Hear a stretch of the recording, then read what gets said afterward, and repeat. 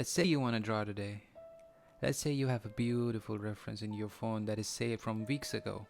What is the one thing that's going to make sure that your drawing is as good as it can be? And if it had to be just one thing, not the techniques you're using, not the way that you hold your pencil or the kind of pencil you're using, just one thing, what should it be? And the answer to that is your involvement. And to me, in my eyes, it's always going to boil down to the fact that how devoted are you to your craft? How much involved are you while putting down each stroke, each mark on the paper? Like, just think about it. Even the process video that I'm showing you right now, am I doing something crazy? Am I doing something that you're just not capable of doing? No, I am just trying to be present. I'm just trying to be as accurate as I can be, to use my pencil as a medium to represent the changes in form that I'm seeing in the reference. And it doesn't really have to be super realistic as long as you're able to convey the form of the subject. And remember, this is the fundamental stuff. This is the foundation for the house that you're going to build. So this is a non-negotiable item. You have to get good at that. Like look at the work of John Singer Sargent, for example. Is he really painting each detail? Is he really showing every tiny single strand of hair in the drawing? No, but it still makes sense. Why? Because he's just that good at simplification. He's just that good into conveying form and the value changes, and you have to know the rules before you break the rules. So be really good at fundamentals so you know not only how to break them, but when and where to break those rules. And the fastest way to get there and the most efficient way, according to me, is just your involvement and your devotion to your craft. And it is such a small change. I totally understand if you're completely underwhelmed, but just think about it for a second. Like, if you're like doing something conventional and you've done your degree and you've given your exams and everything, and the people who are scoring good, they're really giving it time. They're really putting in a couple of hours each day and then performing good. And there's a proper structure to that. Like, you show up at 10, the teacher comes in, he gives you a topic, you study that in class, you go home and revise, and that's how you know things about the subject, that's how you know things about the topic, and that's how you get good. But for some reason, if you grew up in that kind of environment that I grew up in, art is a hobby. It is not something that you're supposed to learn. It is just something you enjoy, and well, you kind of can enjoy it, but where's the learning part? Where's the dedication to just give it an hour each day and be really involved as you are in your conventional studies? Like, you don't really give it time and then expect the results to come. Like, I don't see the logic there. And again, if you're not going to school, you're not really accountable to anyone. Like, you kind of teach yourself, and you have to like critique your own self, which can be difficult, but it's not something impossible to do. And the techniques and everything, the knowledge that you need to gain, is going to come in time. It's really going to come. But first thing you got to teach yourself is how to be patient, how to be devoted, how to be really involved, and how to be present. And really ask yourself this question, like, when was the last time that I sat down and actually tried? Not saying that you tried, not kind of just winging it, but like actually tried, actually gave your 100% to this. And I want you to be fully transparent with yourself. I really need you to want to know the answer, that when was the last time that I sat down and gave it my 100%. Actually sit down in a room with no music on. Just be completely submitted to this. Just be completely involved and try to replicate or at least convey whatever you see in the reference. And wherever you're at with your skill level, I can guarantee you, I am positive that you can make your drawings better, even if it is just by a bit, and within a day, using just this tip, being present. Not saying I'm all in, but actually being all in. Okay, so now we'll go further in, and I'll explain to you what do I exactly mean, and according to me, how should you be thinking while you're sketching or drawing. So let's assume that I have a shadow area right here where I want to put down some dark values. Even though I have it sketched out, I like to cross-check it and just see how far is it from another reference line that I have drawn before.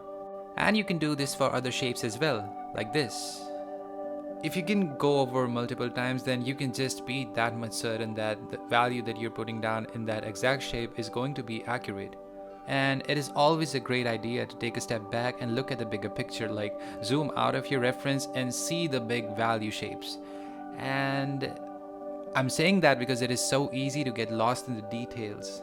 Like if you just go back to the video and see the face that I've drawn up till now, it looked different because I didn't make accurate measurements then. It kind of looked off, and it's a really great idea to just zoom out and see this as not as a face but just the value changes. It's going to help you out with the composition. Like if you're too zoomed in and you're too focused on the details, then it's easy to like totally spend too much time than needed on a particular place. And yeah, when you zoom out, you're gonna figure out all sorts of things. Like you may be putting down a hard edge instead of a soft edge. Like you just saw me use a brush because this area didn't have really any hard edges. It was just a soft transition from light to dark, so that's what I did. And yeah, zooming out definitely helps a lot. And when you've figured out the big picture stuff, then you can go into the details and decide how much information do you want each area to carry. Personally, I am not really aiming for that super realistic look. Like, I want some parts of my drawings to have the most attention, and then the other parts could just have as minimum information as they should have to just convey their presence there, if that makes sense. Huh?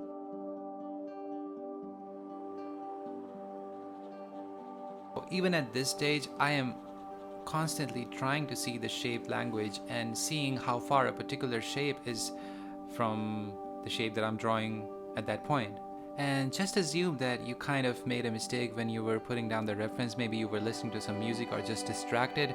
Now you have that initial reference point that you're using as something that is not accurate. So whenever you're putting down the next detail, it's going to be in relation to the reference point, which is already in an inaccurate position. But just assume that if you chose the reference line with 95% accuracy or even 90% accuracy, then it's going to work in your favor, as you can build upon that.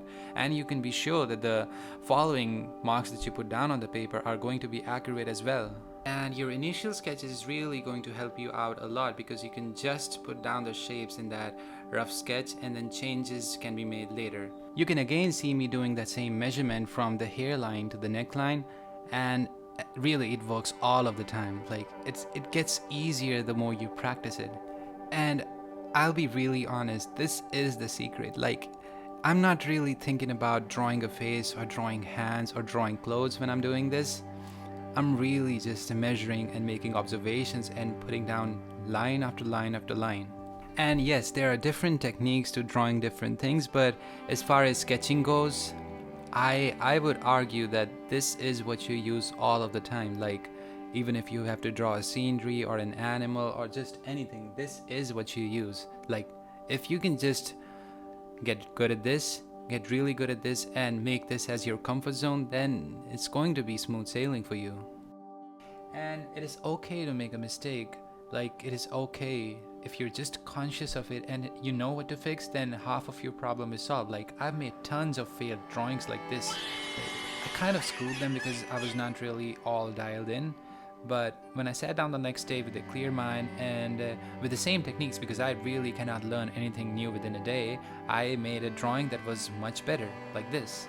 So naturally, that makes me a big advocate of being present and really just sitting down and being all in when you're drawing. Because if you can draw figures, you can draw lines, then you can draw much better if you just make that kind of a commitment. Because really, if you're using a pencil and a pencil eraser, then each shape that you're making is just one mark after the other mark, and then another mark follows, and voila, there's that object, or there's that face. Like, let's see, this face angle that I'm making right now is kind of a complicated thing to draw if you really think about it. Like, okay, I have to draw the nose at this angle, I have to draw the mouth, and if you approach it like that, then it's going to be a little problematic because, well, I don't know. In my opinion, that visual library that you have of how the faces are supposed to look, it kind of kicks in, and then you start adding things that are not really there. Like, I don't know who said this, but like, the code goes like this: paint what you see and not what you think you see. And if you are a painter or a sketch artist, then you must have noticed that sometimes it does happen. Like, you start putting down too much eyelashes, or there's too much visual information that really doesn't need to be there. Like, if you look at the greats like John Singer Sargent or Even in our time, like you can look up painters like Karen Offord or Isabella Watling. They really are masters at simplifying things.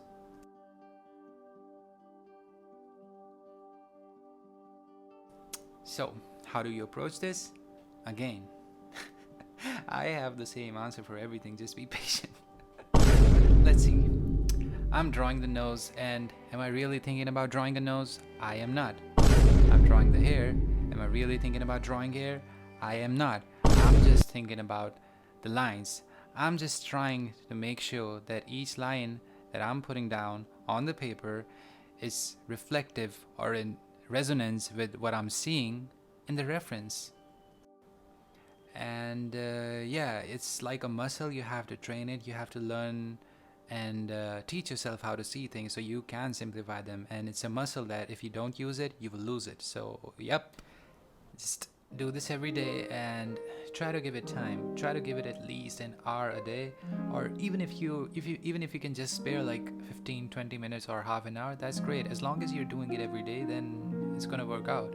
And I had a musician say that if you're practicing some kind of an art form, it is very essential that you at least touch the instrument or whatever you're practicing on daily. Like if it's music, you better pick up your guitar. If you're a painter, then better pick up your brushes. And if you're a sketch artist, better pick up your pencil.